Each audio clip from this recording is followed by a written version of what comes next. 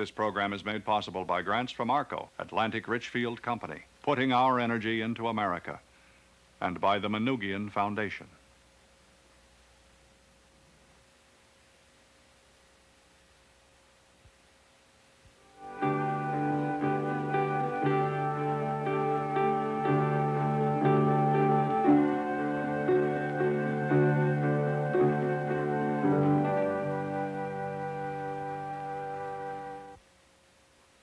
An artist and his environment are inseparable. Hello, I'm Dustin Hoffman. Arshile Gorky found the raw material for his art in stones, birds, and trees, and in the memory of his beloved Armenia, the country of his birth. But he wasn't satisfied with simply painting what he saw. Recording nature wasn't good enough for Gorky. It was too limiting. It wasn't connected to the inner self. So, like many abstract expressionists, Gorky used his imagination to link the world around him to the world inside him. He stroked here, blotted out there, and changed a color somewhere else until he had evolved a new vision. It was his way of bearing his soul to the world.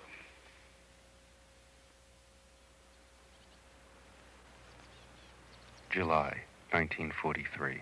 Hamilton, Virginia. My most beloved ones, we are at the farm of Agnes's mother. Sweet ones, we are very happy, and our little Morrow is so beautiful. This summer I completed many drawings, 292 of them. At no other time have I ever been able to draw this much, and they are truly excellent. We are quite well. Don't worry about us. Your loving brother, Gorky.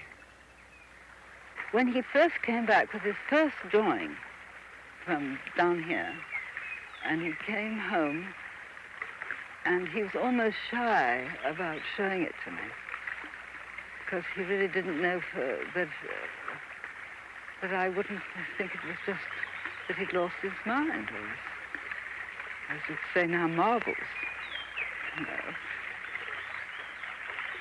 And he kept asking me again and again if I really thought it had something. I said, yes, yes, you know.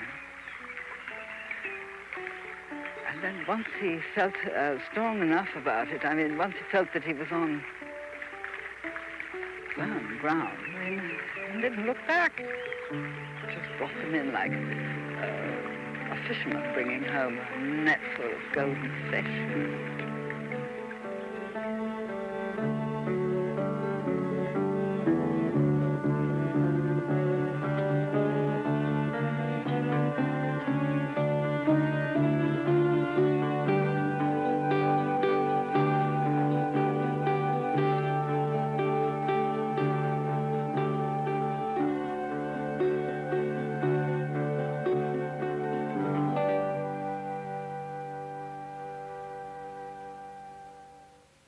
He was European born. He said he was born in Georgia, but I think he was born, according to Kaliki, and he was born in, I think, Syria. I'm not sure, but one of the countries bordering the state of Georgia in Russia. Gorky maintained that he was a Georgian-Russian. He was very devious about that, you know.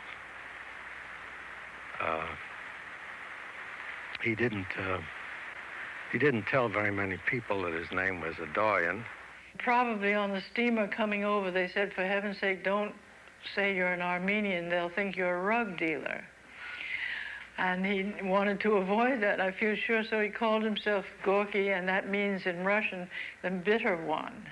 Everyone knew Gorky was an Armenian because Gorky told them. Of course, sometimes he said he was Georgian. Yeah, he was much more taken in than myself about Holland. I mean, I like Holland. I mean, there's nothing wrong with Holland. I mean, it's perfectly all right, but it seems that there was a deeper connection there. Or otherwise, maybe it was just in my head. I couldn't see myself being an Armenian, you understand? So I'm a wooden, you know, like Armenian with wooden shoes, you know. So, no, he was very much involved with it in a way, and in another way, not at all. But his mind and his heart, everything is for Armenia. March 1937, New York City. My beloved sister. For good or bad, I believe that I have experienced more than most of my fellow artists. The bloodshed of our people at the hands of the Turks, the massacres and genocide, our death march, and mother's starvation in my arms.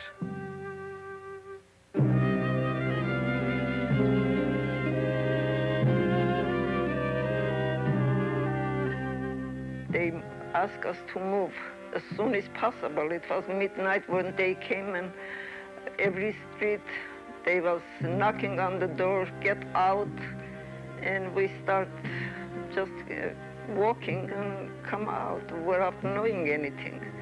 But after 2-3 hours back of us, they all get killed.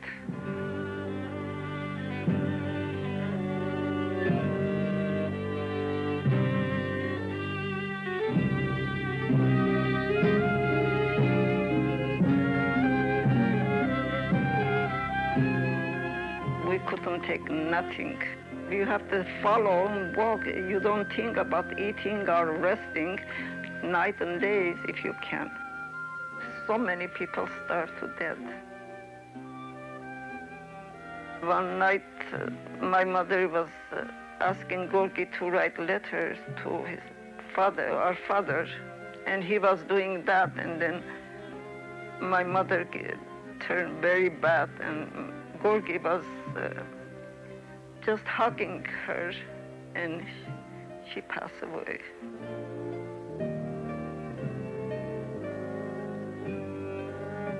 She was a very, very beautiful woman.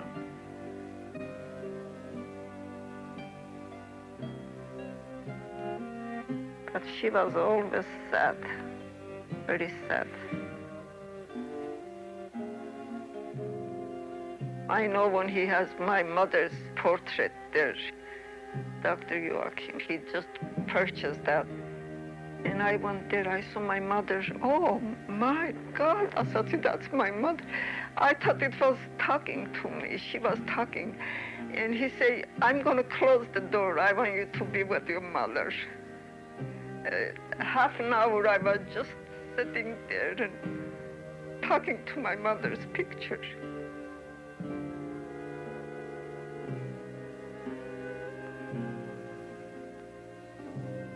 When they bury her, we just one day more we stayed there. We thought we just come America because there's no future there. I was 12, 13, he was 14. What could we do?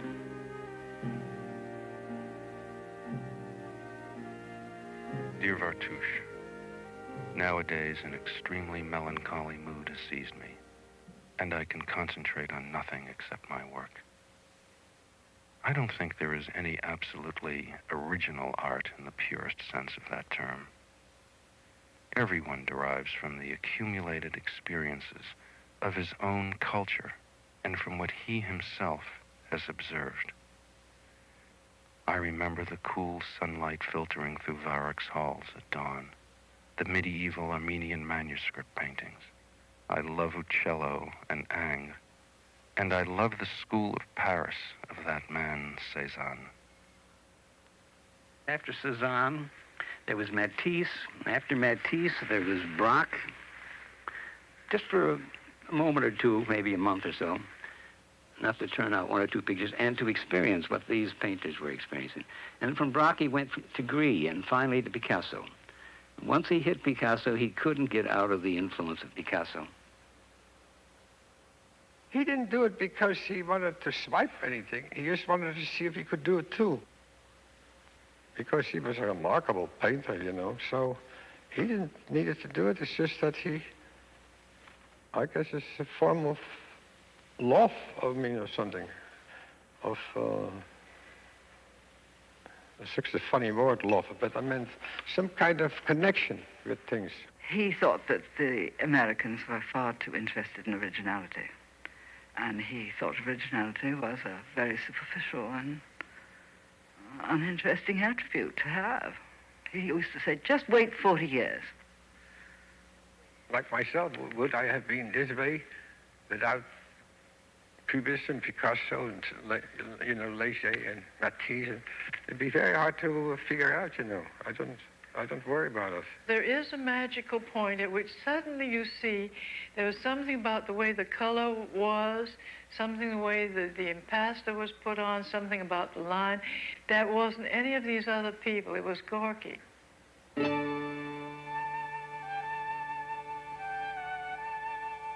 My dearest ones, this is the third instance that there have been customers for my paintings.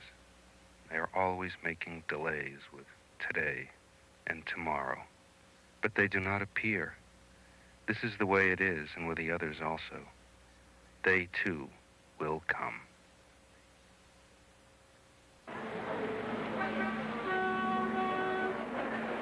There's a tremendous desire to see Gorky's work. It hasn't been seen since 1962 in a retrospective form, and it has never been seen in this number. He usually was in the Whitney Annual. In those days, there was a nice little group of people at the opening, but very small compared to what happens today. He read all the newspapers, all the criticisms, with a great deal of bah going at the end. He knows nothing. At the same time, he would have loved it if anyone had written anything nice about him. But it didn't happen until about his second or third show, when Clement Greenberg turned round, ate his hat, said they were good. The paintings were $450 and couldn't sell them. That was the first exhibition. And the second exhibition, The Plow and the Song was one of the best pictures we had in the show, and it's a pretty good-sized picture. It's about 50 inches wide. And it was in the exhibition, and several people turned it down. And finally, a collector, a very nice fellow by the name of Gordon, bought it for $4,500. Well, he called me just a week ago, and he said, "What can I get for my Gorky today?" So I said, well, I would say $400,000. He said, I have a check on my desk for $2 million for that picture, and I don't know whether I should accept it or not. And I said, Milton, take the check and run to the bank. Cry all the way to the bank. I don't know whether he did or not. When we first lived together, I remember I'd worked out a budget that was 64 cents a day. But I could spend on food. Now, why 64 cents? But this sum has remained in my mind, and as I had never cooked in my life before, I didn't know which end of the coffee pot to put the coffee in. I mean, I really was of a total ignorance. She was a very elegant girl, debonair, adventurous, quick-witted, and I knew Gorky would find her exciting, and I thought that any woman would find Gorky exciting. I'd been told that he was somebody who was irrepressible when given an audience, and would spend the whole evening dancing and singing his songs, you see. So I kept waiting for this person to rise and operate. And in fact, I was sitting next to him. He was waiting for me, and I was waiting for him to arrive. And got up to leave. We were both the last person to stand up because we were still waiting for each other to arrive. And as I went out the door, he said to put on his hat as he was going downstairs and said, Miss McWhiter? He just seemed nice and familiar. I mean, he was a very nice size, and he moved very nicely. Beautifully. We were married on the 13th of September, if I recollect. And we bought our wedding ring in the 5 and 10 cent store. It was a curtain ring, a very small curtain ring.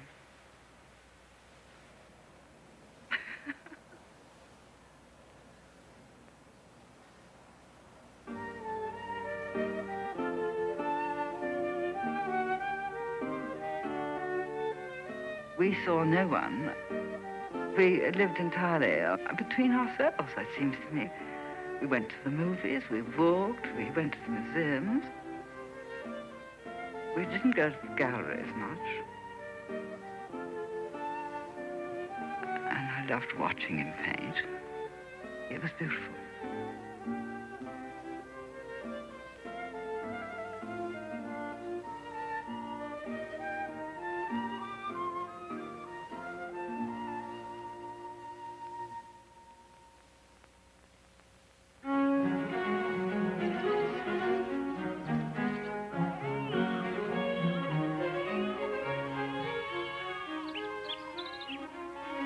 August 1943, Hamilton, Virginia.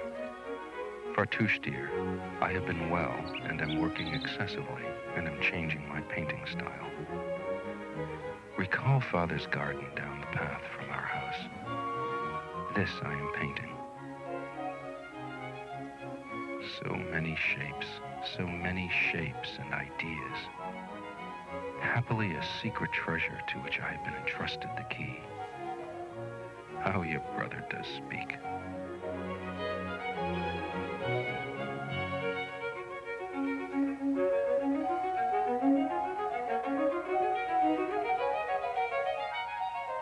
Well, I think that coming here released so many childhood memories, so many unfulfilled dreams, so many hopes, everything. It just was rushed in on him, and the drawings as a result were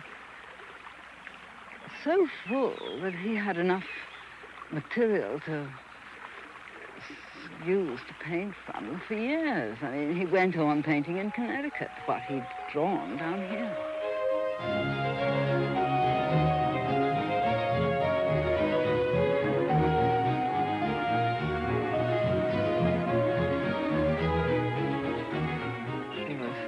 All sorts of things that he saw and that he didn't see. My mother asked him where were the trees? He was looking at these trees, but she couldn't find them on the paper, you see. He said, but that's because I'm drawing in between the trees. There's near to an explanation, but it isn't one.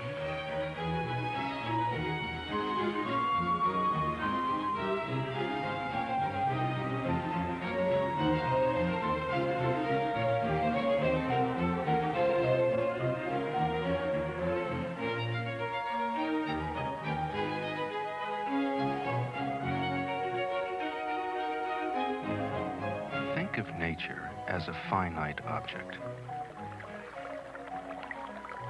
The human eye readily perceives this tangible quality. And so man, if satisfied with what he sees physically and unable to imagine creatively, will stagnate. Abstraction is therefore the probing vehicle toward higher evaluation of the finite. By tearing the finite apart, exploding it, so as thereby to enter limitless areas.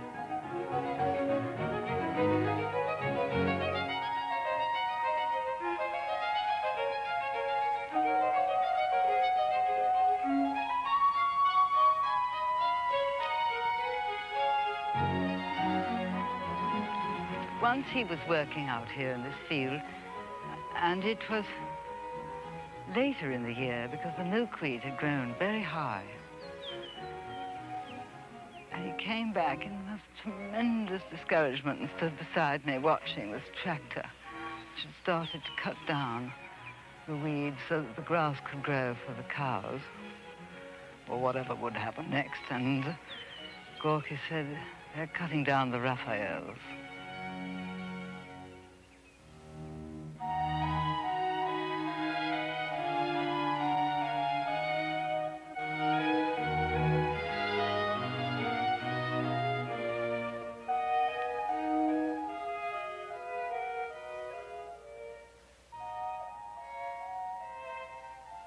Andre Breton, about that period, discovered Gorky and was very excited about him and decided Gorky was a surrealist. I don't think Gorky ever made that decision for himself. He accepted the term.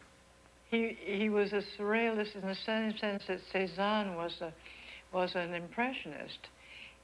He was about to become a post-impressionist, and Gorky was about to make us of impressionists, I mean of surrealism, something more solid. He left off some of the gimmicks, you know, the various techniques they used, and returned to pure painting.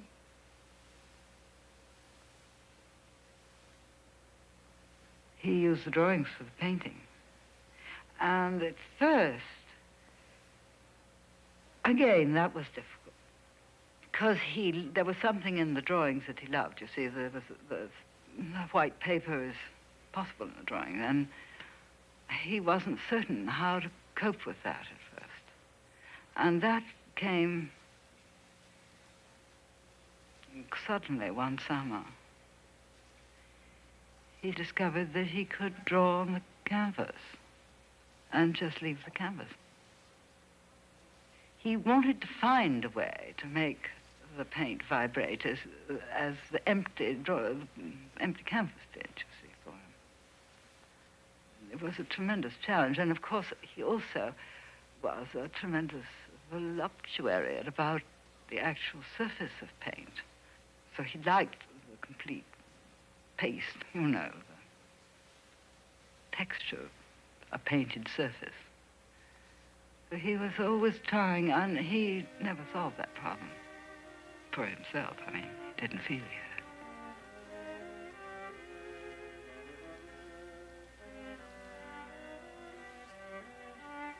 That was another magical moment. He called her his little pine tree. And she was a delicious little girl, very, very good, never made any fuss. I was a good cow and everything went beautifully, except by then Gorky was very ill. You see, he'd started being ill already before then. And the doctors thought he had something very simple. And they used to just say that he must sit in a dishpan of water and not fuss so much.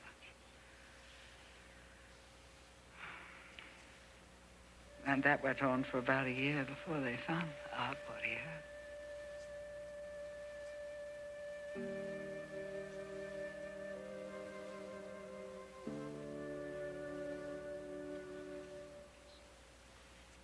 And they went to Dr. Weiss, and Dr. Weiss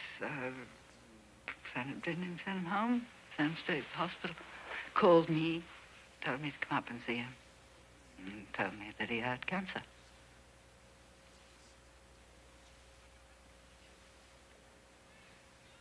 And that's that.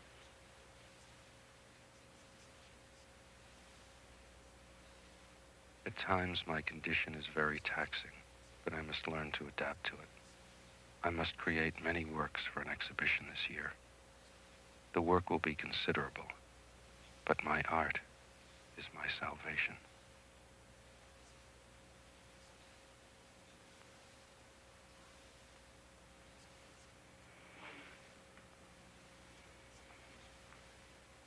I think he was tired, mortally tired.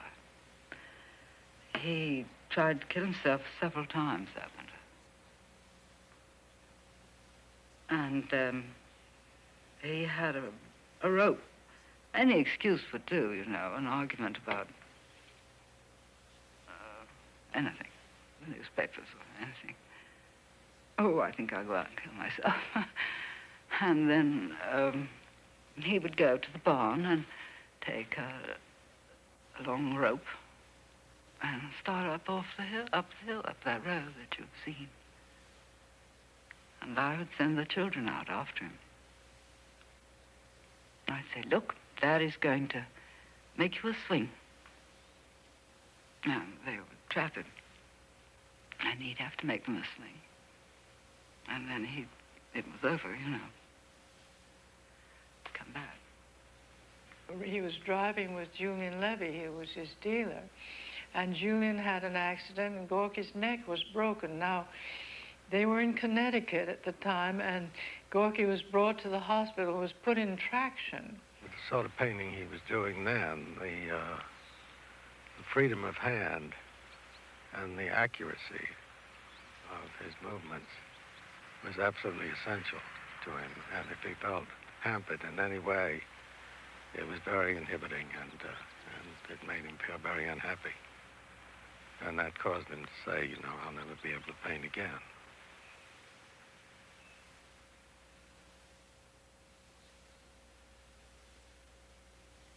He became very disturbed, and probably was very difficult to live with at that time. And she, under the advice of her physician, decided to take her children and go away for a while.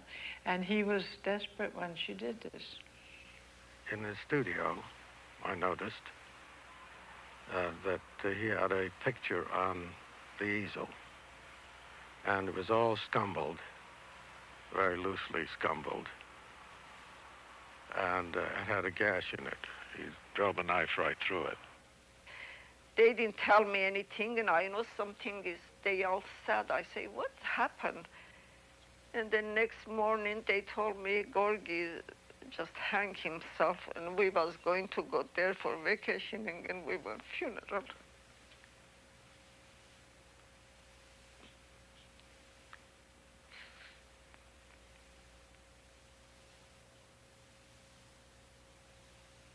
July 1948.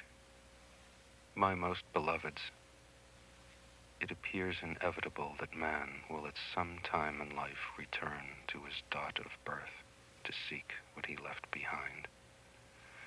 Youth, vital, silvery, gold and purple. Oh, young grape youth.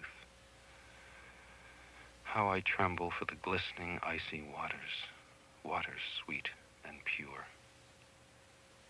Just as I strive with my eyes to grasp for as long as possible beauty in flight, as if by looking at its motion hard and intensely, I can lock its motion, stop it from leaving me. Then the eyes see no more, and only the mind sees and remembers the beauty before its swift disappearance.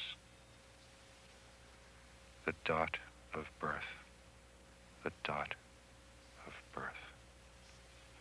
Someday soon, we will all be together, and I will paint for you our songs of old. To all of you, Gorky.